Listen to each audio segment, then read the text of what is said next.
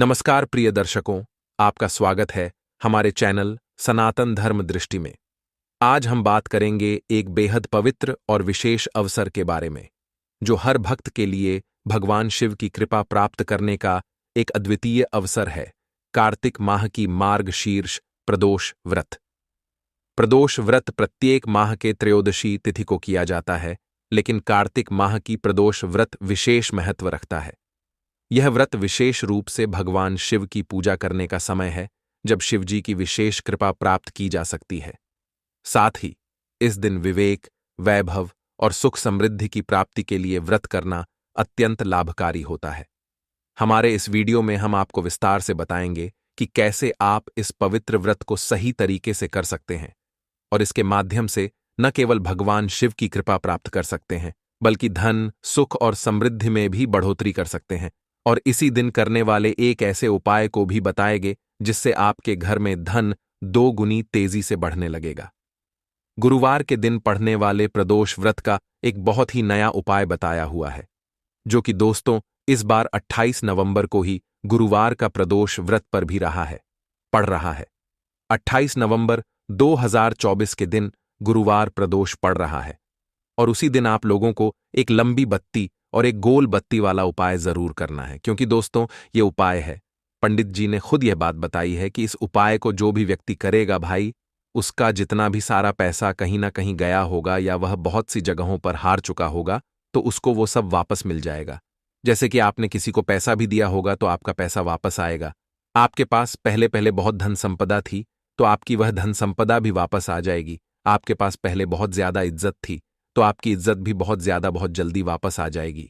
इस उपाय को करने से आपकी सारी दुख और परेशान अभी दूर होंगी और आपके जीवन में भी बहुत सारी खुशहाली आएगी, पहले जैसे हमेशा की तरह, है ना। इसीलिए दोस्तों इसे एक लंबी बत्ती और एक गोल बत्ती वाले उपाय को आप लोग जरूर सुनिए और जरूर करिएगा, क्योंकि पंडित जी ने ये उपाय बताया कि इस दिन का है सिर्फ और सिर्फ गुरुवार के दिन पढ़ने वाले प्रदोष व्रत का, जो कि इस बार 28 नवंबर 2024 के दिन ही पड़ रही है। तो यह मौका अपने हाथ से मत जाने देना और पंडित जी द्वारा बताया गया बिल्कुल नया उपाय ये आप लोग जरूर करके देखना, ठीक है। तो चलिए जानते हैं कि ये वाला उपाय आपको करना कैसे है, किसको करना है, कि दिन करना है और कितने लोगों को करना है। घर में से क्या सभी सदस्य को करना है या किसी एक सदस्य को कर रहा है। तो देखो, इस वाले उपाय को घर के सभी सदस्यों को करने की जरूरत नहीं है। घर का कोई भी एक बड़ा मुख्य सदस्य ये वाला उपाय करेगा तो उसके पूरे घर परिवार को इस उपाय को करने का फल मिल जाएगा। देखो, इस उपाय को महिला भी कर सकती है, मतलब घर की जो बड़ी माताएं बहनें होती हैं उनमें से कोई एक महिला भी कर सकती है और पुरुष भी कर सकते हैं। अगर पुरुष के साथ कुछ ऐसा हुआ है कि भाई उनका पैसा किसी ने मतलब लिया था, बहुत पहले बहुत ज्यादा अमाउंट में था वो, और अभी तक उन्हें वो पैसा वापस नहीं मिला है, या कोई भी ऐसी चीज है जो कि आप लोग ने बहुत पहले किसी को दी हुई थी और अभी तक वह आपको वापस नहीं मिली हुई है, तो भाई यह वाला उपाय उस जगह पर पुरुष भी कर सकते हैं। अन्यथा माताएं बहनें करेंगी तो वह भी अच्छा रहेगा, ठीक है। कोई भी दिक्कत वाली बात नहीं है, माताएं बहनें भी कर सकती हैं, पुरुष भी कर सकते हैं, पर करेगा घर में से सिर्फ और सिर्फ कोई एक सदस्य ही। इस बात का आप लोग ध्यान रखिएगा, है ना। इसके बाद में दोस्तों यह वाला उपाय होगा सिर्फ और सिर्फ गुरुवार के दिन या बृहस्पतिवार के दिन जो प्रदोष पड़ता है उसी दिन होगा, जो कि कब पड़ रहा है, 28 नवंबर 2024 के दिन पड़ रहा है ना। तो देखिए दोस्तों, अब यह वाले जो उपाय को करने का समय है वो है दोस्तों प्रदोष काल का समय, मतलब कि प्रदोष व्रत के दिन प्रदोष काल के समय में ही आप लोगों को इसे एक लंबी बत्ती और एक गोल बत्ती वाले उपाय को करना होगा, ठीक है। मतलब कि 28 नवंबर के दिन शाम के समय, कितने समय से लेकर कितने समय के बीच में, शाम को 6 बजे से लेकर 7 बजे के बीच में, या 7 बजे से लेकर रात 8 बजे के बीच में, वैसे 7:30 से पहले पहले आप अपने इस उपाय को करने की कोशिश करिएगा, ठीक है। अब करना क्या दोस्तों, देखो, इस उपाय को करने के लिए शुद्धता का विशेष रूप से ध्यान रखिएगा। आपको शाम के समय स्नान करने की जरूरत नहीं है, हाथ मुंह धोकर भी आप लोग उपाय कर सकते हो। सुबह तो आप लोग स्नान करोगे ही करोगे। आप करना क्या है, देखो, सबसे पहले हम इस उपाय की सामग्री जान लेते हैं कि हमें इस उपाय में क्या क्या सामग्री लगने वाली है। सबसे पहले हमें यहां पर लगने वाला है एक दिया। अब यहां पर आप पूछोगे कि दिया कौन सा लें, मिट्टी का दिया लें या आटे का दिया लें। तो देखो यहां पर मुख्य रूप से तो हम यही कहेंगे कि आप लोग मिट्टी का दिया लो। अभी इस समय सभी लोगों के पास एक दिया मिट्टी का तो जरूर रखा ही होगा, और अगर नहीं है तो फिर उस जगह पर आप लोग आटे का दीपक भी ले सकते हो। पर मुख्य रूप से कौन सा दीपक लोगे, मतलब जो मिट्टी का दीपक होता है बोलोगे। गहना अगर मिट्टी का है तो मिट्टी का ही ले लेना। पुराना भी दीपक है तो उसको साफ करके आप लोग इस उपाय में प्रयोग कर लेना है ना। पर मुख्य रूप से मिट्टी का ही आपको दीपक लेना है। अब मिट्टी का दीपक लेने के बाद दोस्तों आपको लेनी है क्या, एक लंबी बत्ती। कौन सी? एक लंबी बत्ती अपने हाथों से बनाना उसे, ठीक है। रोई लेना, एक लंबी बत्ती अपने हाथों से बनाना, और एक गोल बत्ती, है ना। कौन सी? एक लंबी बत्ती और एक गोल बत्ती। समझ गए आप लोग, दीपक एक ही लेना है पर बत्ती दो बनाना है, एक लंबी बत्ती और एक गोल बंदी, ठीक है। अब इसके बाद में दोस्तों इसक अंदर जो चीज हम लोग डालेंगे वो डालेंगे सिर्फ और सिर्फ शुद्ध देसी गाय का घी, है ना। ये जो दीपक है ये आप अपने घर से ही तैयार करके लेकर जाओगे, से आपको मंदिर में जाकर तैयार करने की जरूरत नहीं है, ठीक है। अपने ही घर से एक दीपक लीजिएगा, उसके अंदर जो है गोल बत्ती रखिएगा, उसके अंदर ही लंबी बत्ती रखिएगा, उसके अंदर शुद्ध देसी गाय का घी डाल लीजिएगा, ठीक है। या तो अपनी बत्तियां को अच्छी मात्रा में घी में भिगोकर उस दीपक के अंदर दीजिएगा, ठीक है। इस तरीके से आपको यह अपना दीपक तैयार कर लेना है। इसके बाद में दोस्तों अब क्या करना है आपको, आप लोगों को कि साथ में 3 बेलपत्र भी अपने साथ में लेकर जाना है। जब आप उपाय को करने के लिए जा रहे हो, कितनी? 3 बेलपत्र, ठीक है। ध्यान से सुन लीजिएगा, 3 बेलपत्र जरूर लेकर जाना है। एक तो यह दीपक जिसके अंदर हमने एक लंबी बत्ती और एक गोल बत्ती रखी हुई है, और शुद्ध देशी गाय का घी डाला हुआ है, मिट्टी का दीपक है। एक यह दीपक और उसके साथ में 3 बेलपत्र हैं, आप लोगों को अपने साथ में लेकर जानी है। इसमें यह बात मत कहिए कि शिव जी पर छड़ी हुई बेलपत्र हम ले लेंगे, नहीं मिले तो हम क्या करें। हम आपको पहले ही उपाय बता रहे हैं, तो आपको पहले से ही सारी व्यवस्था करके रखनी है। 3 बेलपत्र जरूर लेकर आनी है, ठीक है। अब करना क्या है दोस्तों, आप लोगों का दीपक तैयार है, आपकी 3 बेलपत्र तैयार है। अब घर में से जो भी सदस्य इस उपाय को करने वाले हैं भाई, वह तैयारी कर लें पूरी, और अपने दीपक को और अपनी 3 बेलपत्रों को किसी एक पूजन वाली थाली में या प्लेट में रख लें, क्योंकि आप ऐसे हाथ में तो किसी को रखकर नहीं लेकर जा सकते, अच्छा नहीं लगता है। इसलिए कोई पूजन वाली थाली में या प्लेट में उस चीज को रख ले और उसको ढक ले, है ना। ऐसे खुले में मत लेकर जाइएगा। दीपक आपको जलाकर नहीं लेकर जाना है, और जब हम आपसे बोलेंगे जब भी आपको जलाना है, इस बात का भी ध्यान रखिएगा, है ना। तो आप लोग ये सारी जो चीजें हैं इनको लेकर कहां पर माना है, आपके घर के पास में जो भी शिवालय हो, शिव मंदिर हो, उस दिन प्रदोष के दिन, प्रदोष काल में शाम के समय आपको शिव जी के मंदिर पहुंच जाना है ना। शिव जी के मंदिर पहुंचकर सबसे पहले आपको भगवान शिव जी के दर्शन करना है। आपको अभिनव दीपक देखना है, न तो बेलपत्र देखना है। आपकी वह उपाय की सामग्री है वो आप रखकर पहले आप अपने जो भी दर्शन वगैरह है वह कर लो। शाम के समय जो भी आप दर्शन करते हो वह कर लो। अभी यहां पर आपको अलग से दीपक नहीं लगाना है, आप मात्रा भी जाकर दर्शन कर लो, घंटी बजाओ भगवान की, उसके बाद में भगवान के दर्शन करके भगवान को धो दे लो, है ना। ये काम जैसे ही हो जाता है, दर्शन जैसे ही हो जाते हैं, उसके बाद में अब आपका यहां पर उपाय शुरू होता है। देखो उपाय जब शुरू होगा तो आपको सीधा भी दीपक नहीं जलाना है।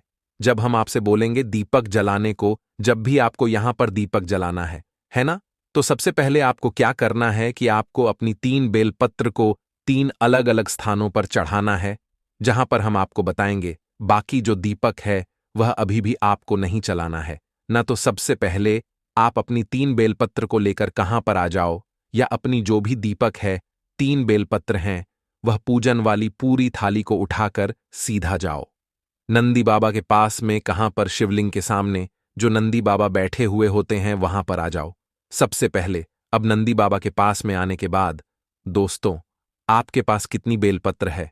3 बेलपत्र हैं। अब 3 बेलपत्र को हमें 3 अलग अलग जगह पर जलाना है, ठीक है। जिसमें से सबसे पहली जो पहली बेलपत्र का स्थान है वह कहां पर है? नंदी के पास में, है ना।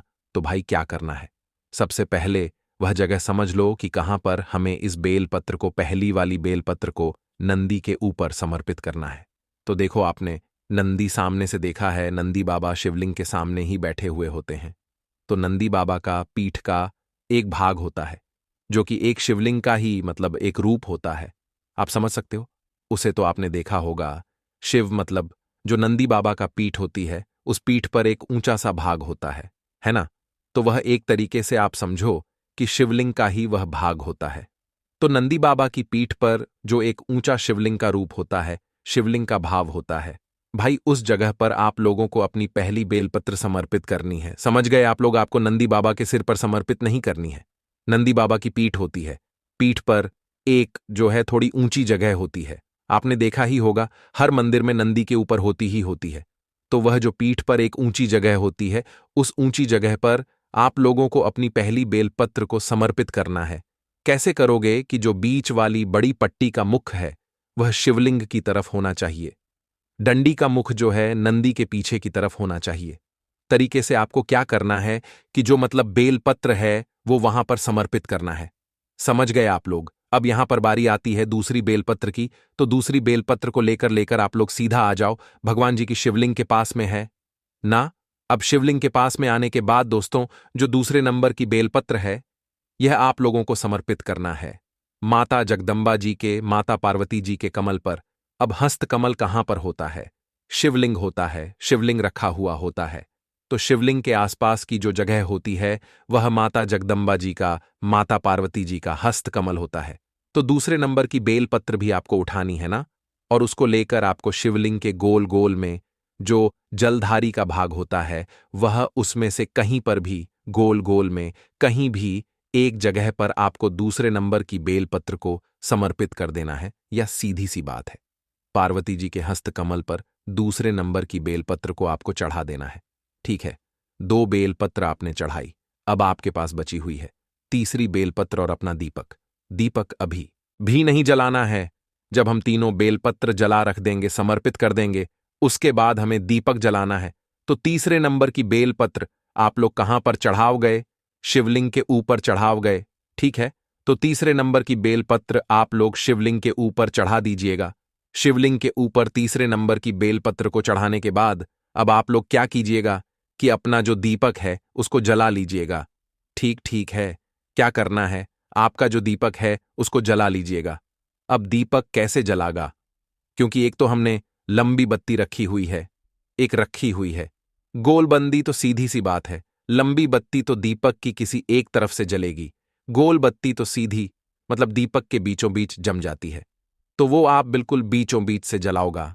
तो एक बत्ती जो है साइड से, जहां भी आपकी लंबी बत्ती आ रही है वहां से मतलब बत्ती जला देना, और एक बत्ती जो गोल बत्ती है वह बीचों बीच से आप लोग जला देना।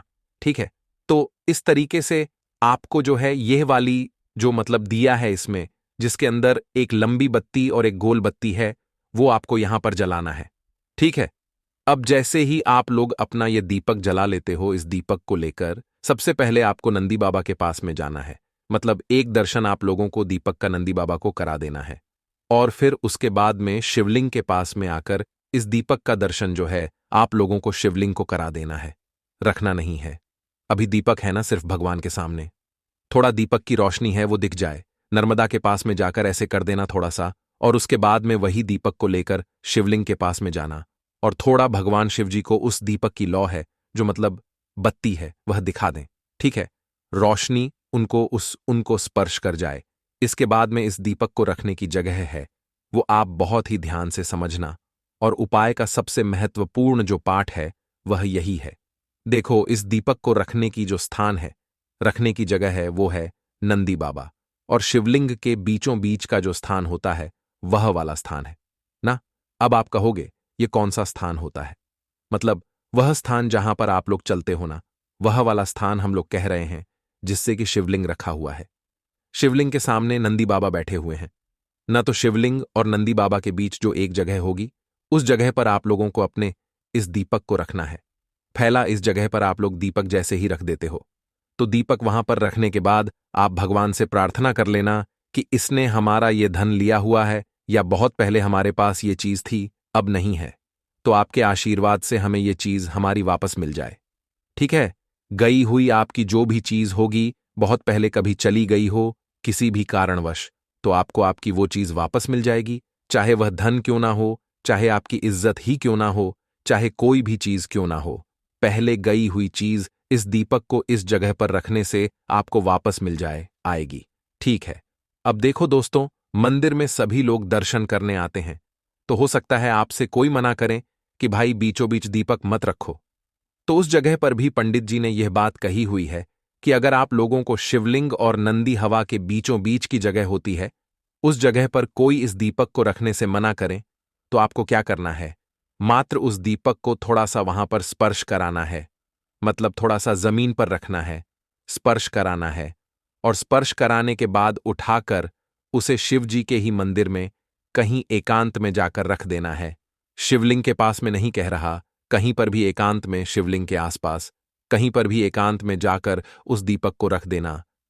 पर अगर बीच में नहीं रख रहे हो तो एक बार इस दीपक को वहां पर थोड़ा सा छुआ देना, मतलब स्पर्श करा देना। शिवलिंग और नंदी के बीचों बीच की जगह पर स्पर्श कराकर फिर भले ही आप उसे किसी एकांत वाली जगह पर रख देना।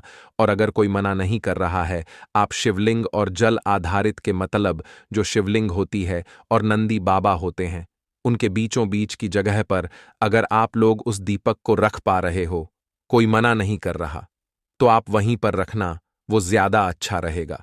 ठीक है? और अगर कोई दिक्कत है तो वहां पर स्पर्श कराकर कहीं एकांत में वहीं शिव जी के मंदिर में रख दीजिएगा, और अपनी मनोकामना जो भी है वह भगवान शिव जी से नंदीवा से प्रार्थना करके आप लोग बोल दीजिएगा। उसके बाद वहां से उठकर सीधा आप लोग अपने घर पर वापस आ सकते हैं। और गुरुवार के दिन, बृहस्पतिवार के दिन पढ़ने वाले प्रदोष व्रत का यह वाला जो उपाय है, एक लंबी बत्ती और एक गोल बत्ती वाला उपाय यहां पर पूरा हो जाता है इस उपाय को करने में। अगर आपको कोई भी दिक्कत, समस्या, परेशानी आती है तो हमसे कमेंट करके पूछ सकते हैं।